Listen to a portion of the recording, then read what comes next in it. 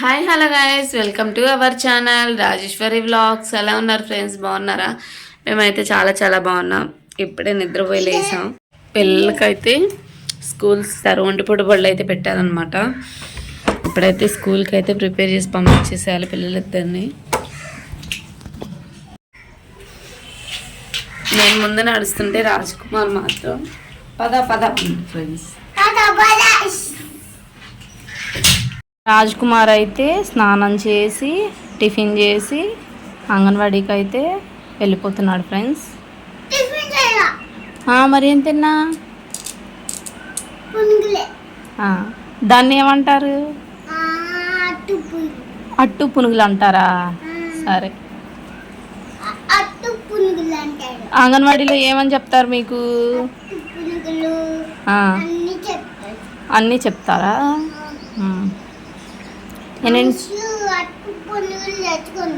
మీ miss అట్టు పునుగులు తెచ్చుకుందా?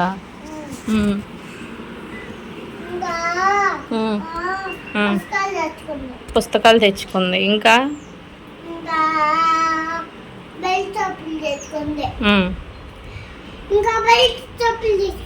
తీసుకోలా? సరే, బాయ్ చెప్పు మరి. టైం వచ్చేసి 7 అవుతుంది. కెవిన్ అయితే ఇక్కడ చక్కగా స్కూల్కి అయితే రెడీ అయిపోయాడు బ్రేక్ఫాస్ట్ తిని.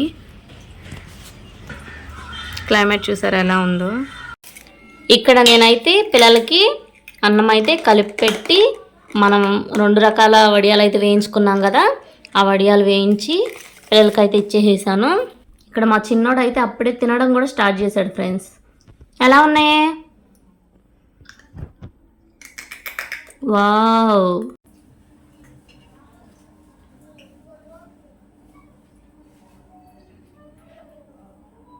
ఈ రోజైతే నేను చేసిన మినప వడియాలు, అలాగే సగ్గుబియ్యం బొంబాయి రవ్వతో చేసిన వడియాలు వేయించుకొని నేను నా పిల్లలు అయితే కూర్చొని లంచ్ అయితే చేసినాం ఫ్రెండ్స్.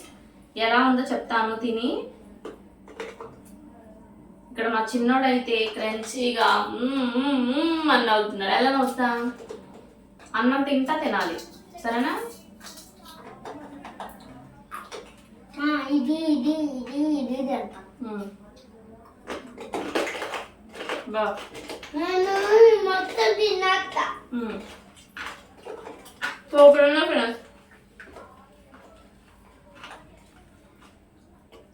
కొద్దిగా అయితే కాకరకాయ అయితే ఫ్రై చేశాను నేను. వేడి అన్నలో ఫ్రైలోకి పల్లీలు అయితే వేయించేసాను. వా,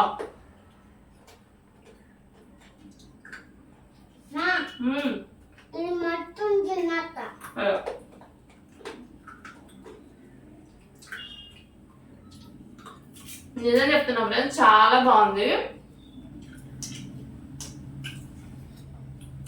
కాకపోతే 2 days మాత్రం బాగా ఎండలో అయితే మినప వడియాలు అయితే ఎండబెట్టుకోవాలి. తీసేసిన తర్వాత మినప వడియాలు ఖచ్చితంగా 3 days అయితే ఎండలో ఎండబెట్టుకుంటే 1 year పాటు అయితే నిల్వ ఉంటాయి. మనం వడియాల్ని తీసేసిన తర్వాత ఏదైనా గాజు డబ్బాలో వేసుకుంటే 1 year వరకు చెడగో. ఇలాంటి పప్పు చేసుకున్నప్పుడు ఇంట్లో రసం ఏం లేవు తినడానికి అని అనుకున్నప్పుడు స్నాక్స్గా కూడా చాలా బాగుంటాయి. మినప వడియాలు అయితే సూపర్గా ఉన్నాయి, మాకైతే నచ్చింది. ఈ ఫుల్ వీడియో మన ఛానల్లో అప్లోడ్ చేస్తాను, చూడండి. ఈ వీడియో కనుక మీకు నచ్చినట్లయితే like, share and subscribe to my channel Rajeshwari vlogs. Guys bye చెప్పండి, చెప్పు. అటు చూసి చెప్పు. Bye guys. చెప్పు.